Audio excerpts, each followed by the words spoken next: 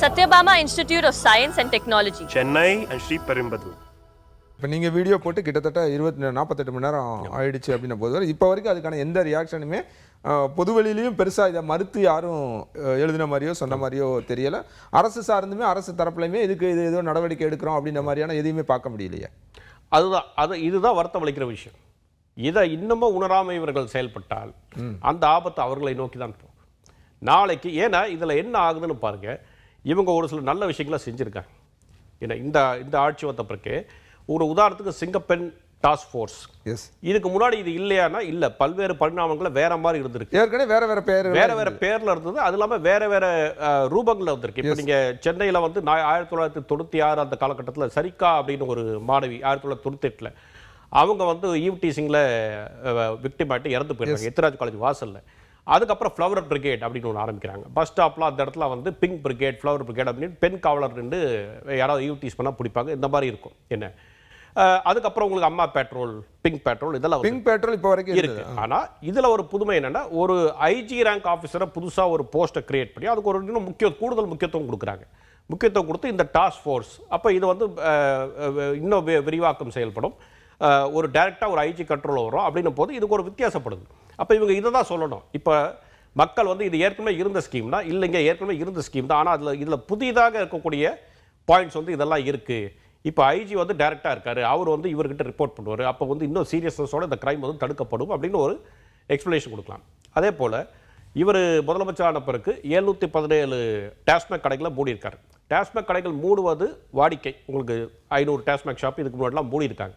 ஆனால் இதுக்கு இருக்கக்கூடிய ரூல் என்ன சொல்லுதுன்னா, பள்ளி, வழிபாடு ஸ்தலங்கள், பஸ் ஸ்டாப், இந்த மாதிரி இடத்துல ஒரு 50 மீட்டர், சென்னை போன்ற ஒரு மாநகராட்சி உள்ள கண்ட்ரோலில் இருந்தால் 50 மீட்டர் தூரத்தில் மதுக்கடைகள் இருக்கக்கூடாது.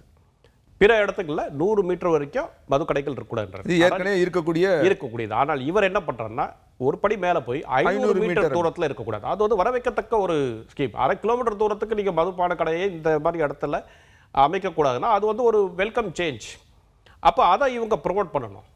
இவங்க இதை செய்யாமல் இப்போ விஜய் என்ன செஞ்சாரோ அதை ப்ரொமோட் பண்ணாலே நல்ல பேர் வரும். ஆனால் அதை செய்யாமல் அவர் செய்யாத விஷயங்களை அவர் செஞ்சிட்டாருன்னு போது உங்களுக்கு இந்த சந்தேகங்கள் ஏற்படும். இதையே இவர் செஞ்சிருப்பார், 500 மீட்டர் நிஜமால பண்ணாரா இல்லையான்னு நாளைக்கு சந்தேகம் வந்துருச்சுன்னா. ஸோ அதுதான் சொல்கிறேன், நீங்கள் செய்கிற ஸ்கீமாக ப்ரொமோட் பண்ணுங்கள். 1க்கு 4 தடவை கூட ப்ரொமோட் பண்ணுங்கள், தவறு கிடையாது. அரசு நல்ல விஷயங்கள் பண்ணுறதோ அதை ப்ரொமோட் பண்ணுங்கள். ஆனால் செய்யாத விஷயங்களை இவர் செய்தார் அப்படின்னு யாரோ பரப்புறாங்க, எங்களுக்கு அதுக்கு சம்மந்தம் இல்லை அப்படின்னு நீங்கள் இருந்துட்டிங்கன்னா அதோட விளைவுகள் நீங்கள் தான் சந்திக்க வேண்டியதாக வரும்.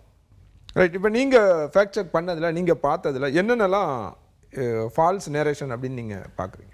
நிறைய இருக்குங்க. இப்போ நீங்கள் அவங்க என்ன சொல்கிறாங்கன்னா, தமிழ்நாட்டில் விஜய் அண்ணா தான் முதல் முறையாக ஒரு பெண்ணை வந்து அமைச்சராக ஆக்கி விட்டாருன்றாங்க. கீர்த்தனாவை அமைச்சராக போட்டது. அப்போ அவங்களுக்கு இலாக்கா கூட கொடுக்கல. என்ன, இவங்க முதல் பெண் அமைச்சர். ஆனால் தமிழ்நாடு ஒரு முன்னேறிய ஒரு மாநிலம். இங்கே 2 பெண் முதல்வர்கள் இருந்திருக்காங்க இதுக்கு முன்னாடி. அப்புறம் நீங்கள் வந்து அமைச்சர்னு பார்த்துட்டிங்கன்னா, சுதந்திரம் அடைவதற்கு முன்பாக இது மெட்ராஸ் மாகாணமாக இருந்த போதே உங்களுக்கு ருக்மணி லட்சுமி பற்றி அமைச்சராக இருந்தாங்க. பிறகு காமராஜ் ஆட்சி காலத்தில் உங்களுக்கு வந்து லூண்டம்மாள் இருந்திருக்காங்க, ஜோதி வெங்கடாச்சலம். அதை தொடர்ந்து உங்களுக்கு திராவிட கட்சிகள் வந்த பிறகு சத்யவாணி முத்து மிகப்பெரிய ஒரு தலைவி, அவங்க இருந்திருக்காங்க.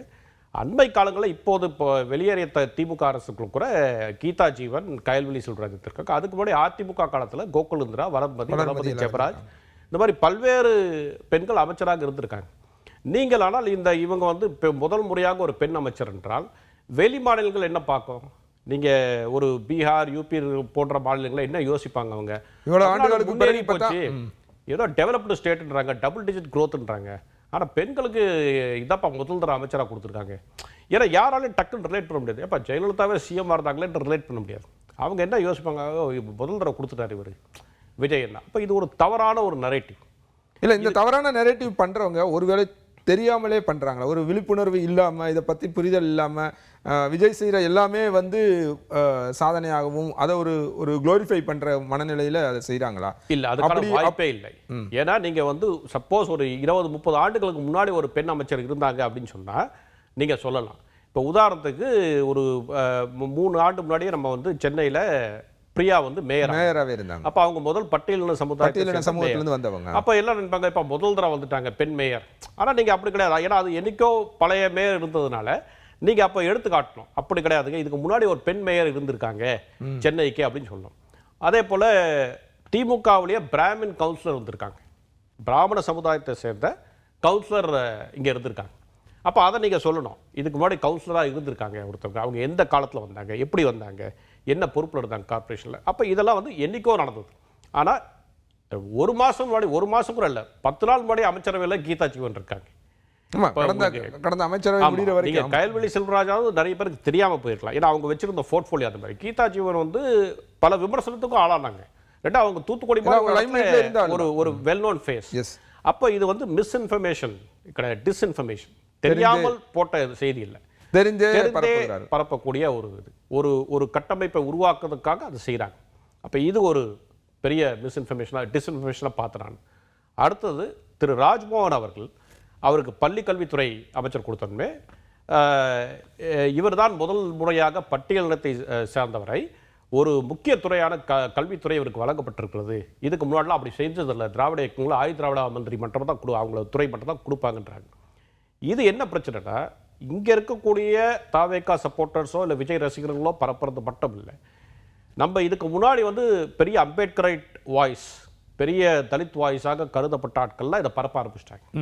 அப்போ அது வந்து ஆம்பிளிஃபை ஆகிறது வந்து நேஷனல் லெவலில். அது எப்படி நடக்குதுன்னு கேட்குறேன். இப்போ அவங்க வந்து அது வந்து அதுதான் சொல்கிறேன், டிஸ்இன்ஃபர்மேஷன். தெரிந்து ஏதோ ஒரு ஈகோசிஸ்டம் மனநிலையில் இருக்கவங்க தெரியாமல் செஞ்சுட்டாங்கன்னு கூட புரிஞ்சுக்கிட்டாங்க. அம்பேத்கரைட் இயக்கத்தை சார்ந்தவர்கள் செய்கிறாங்கன்னா, அது நிறைய ட்வீட்ஸ் பார்க்க முடியுது, பண்ணுறாங்கன்னா தெரிந்துதான் செய்கிறாங்க. ஏதோ ஒரு வேற ஏதோ நோக்கம் இருக்கு, ஏதோ ஒரு நோக்கமோ இல்லை ஏதோ ஒரு இன்சென்டிவோ இருக்கோ அப்படின்ற ஒரு சந்தேகம் எழுது நமக்கு அந்த சந்தேகம் எழுது. இப்போ இதை போடுறாங்க. ஆனால் யதார்த்தம் என்ன, உங்களுக்கு காமராஜ் ஆட்சியில் கக்கன் வந்து ஹோம் மினிஸ்டராக இருக்கார். அதுக்கு பிறகு சத்யவாணி முத்து வந்து இங்கே மட்டும் இல்லை மத்திய அமைச்சராகவும் இருக்காங்க. நடந்து முடிஞ்ச அந்த கடந்த ஆட்சியில் கோவிச்செழியன் இருக்காரு, சிவி கணேசன் இருக்கார் லேபர் மினிஸ்டர், மதிவேந்தன் இருந்தார், அவர் முதல்ல டூரிசம், அதுக்கப்புறம் துறை மாறுது, அதுக்கப்புறம் வந்து உங்களுக்கு 4வது கயல்வெளி சொல்கிறார். அப்போ 4 பட்டியலில் சார்ந்த அமைச்சர். தனபால் வந்து உணவுத்துறை அமைச்சராக இருந்திருக்கார், சபாநாயகர் வரைக்கும் இருந்திருக்கார். அப்போ இப்படியெல்லாம் இருக்கும்போது நீங்கள் ஏன் இந்த நரேட்டிவை பண்ணணும்? அப்போ இதை வந்து நம்ம சொல்லணும். ஸோ இந்த மாதிரி எதெல்லாம் அண்மை காலத்திலேயே நமக்கு வந்து இது வந்து இதுக்கான உதாரணங்கள் நேர்மாறாக இருக்கிறதோ அதையெல்லாம் கூட இவங்க வந்து புதுப்பித்து கொடுக்கும்போது அதை வந்து கவுண்டர் பண்ணக்கூடிய இடத்துல நம்ம எல்லாமே இருக்கோம். அதை கவுண்டர் பண்ணாமல் விட்டாச்சுன்னா இதுதான் உண்மை என்று மனசில் வந்து பதிஞ்சிடும் மக்களுக்கு. Satyabama Institute of Science and Technology, Chennai and Sri Perumbudur.